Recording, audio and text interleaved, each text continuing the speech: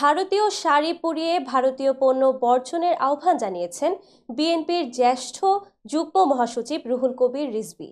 আজ বৃহস্পতিবার সকালে জাতীয় প্রেস ক্লাবের সামনে মানববন্ধনে এই আহ্বান জানান তিনি। রুহুল কবির রিজভী বলেন, আগরতলায় ভিসা বন্ধ করে দেশটির সরকার সঠিক সিদ্ধান্ত নিয়েছে। সেখানে কেউ বিনা পয়সায় চিকিৎসা নিতে যায় না। মানববন্ধনে রিজভী তার স্ত্রীর একটি ভারতীয় শাড়ি নিয়ে আসেন। সেই শাড়ি মাটিতে ছুঁড়ে রিজভী বলেন, এই শাড়ি আমি আপনাদের সামনে ছুঁড়ে ফেললাম। এরপর উপস্থিত নেতা কর্মীদের তিনি শাড়িটিতে আগুন দেওয়ার নির্দেশ দেন। তখন নেতাকর্মীরা শাড়িটিতে আগুন ধরিয়ে দেয়। রিজভী বলেন, এখন ভারতের পণ্য আমদানি বন্ধ হলে বিকল্প ব্যবস্থা নেওয়া হবে। বিভিন্ন ইস্যুতে ভারত উস্কানি দিচ্ছে, তবে এসব উস্কানিতে পা দেয়া যাবে না। তিনি বলেন, আমরা টাঙ্গাইলের শাড়ি ব্যবহার করব, কুমিল্লার খাদি ব্যবহার করব, ভারতের শাড়ি কিনব না। এ সময় জাতীয় ঐক্যে সবাইকে এক হওয়ার আহ্বান জানান রিজভী।